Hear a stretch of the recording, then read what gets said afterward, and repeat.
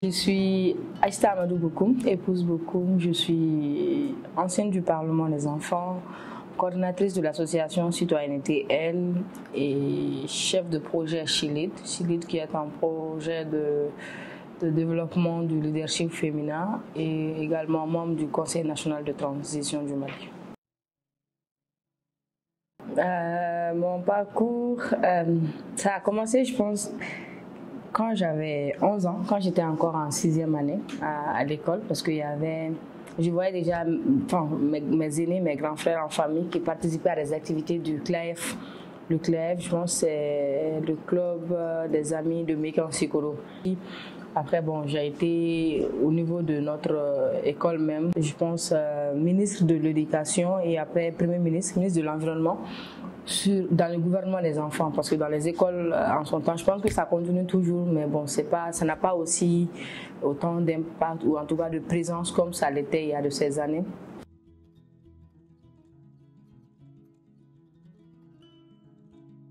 Les filles, déjà, il y en a beaucoup qui ont pris ou qui prennent conscience de leur rôle dans la société et donc elles acceptent de se former.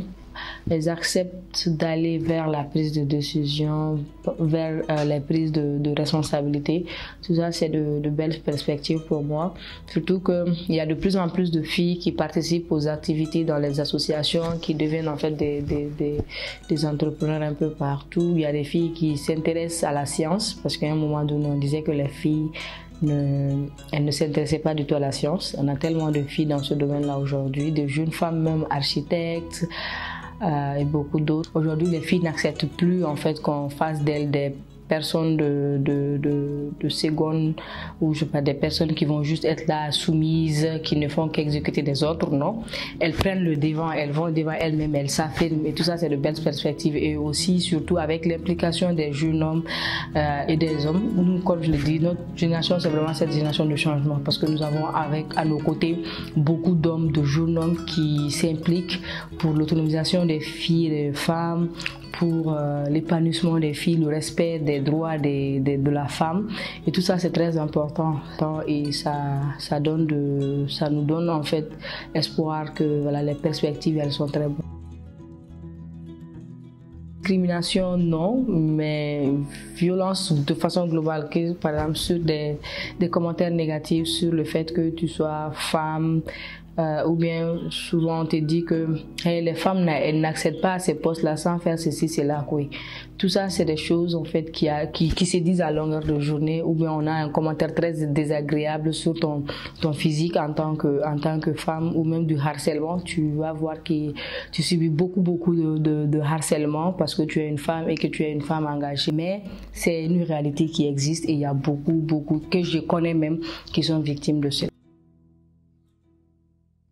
Le message que j'ai adressé aux filles, c'est de leur dire de croire en elles, de se dire qu'elles peuvent, tout ce que le mental de l'humain en général peut penser, je pense qu'on peut aussi le réaliser. Donc il faudrait que les filles croient en elles, qu'elles aient confiance en elles et qu'elles acceptent de se former. Donc comme je le disais, c'est vraiment pour l'équité aux filles. Maintenant vous avez toutes les cartes en main, acceptez de diriger, acceptez de prendre la parole, acceptez de dénoncer la violence.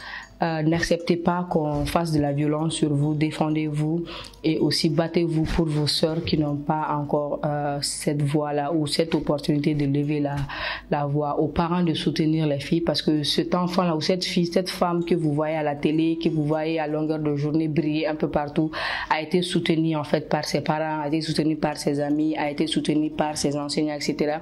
Donc investissez dans vos filles, accordez-leur du temps, il faut les soutenir. Aux autorités encore plus de s'investir pour créer cet environnement protecteur pour les filles et les jeunes femmes, en rehaussant même surtout l'âge du mariage, parce que toujours encore au Mali, l'âge du mariage pour la fille c'est 16 ans légalement et 15 ans avec l'autorisation des parents contre 18 ans pour le garçon. Donc il faudrait que les autorités aussi créent cet environnement protecteur pour les filles et les femmes et voilà, qu'il y ait des initiatives pour les soutenir, qu'elles puissent développer leur plein potentiel. Et encore un appel à nos frères, à nos amis, à nos maris, à nos papas, de nous soutenir, de ne pas se décourager, parce que souvent les hommes qui s'investissent pour les femmes, on les tague de tous les noms, mais de ne pas se décourager, d'accepter, de se dire qu'il n'y a pas on ne crée pas une rivalité entre les filles et les garçons ou les hommes et les femmes. On crée juste une société égalitaire, on veut juste une société égalitaire, une société plus juste, où on est tous conscients que les filles et les garçons, les femmes et les hommes, nous sommes tous égaux en droit et en devoir, et qu'on est complémentaires. Donc je pense que c'est le message que je voulais lancer à tout le monde.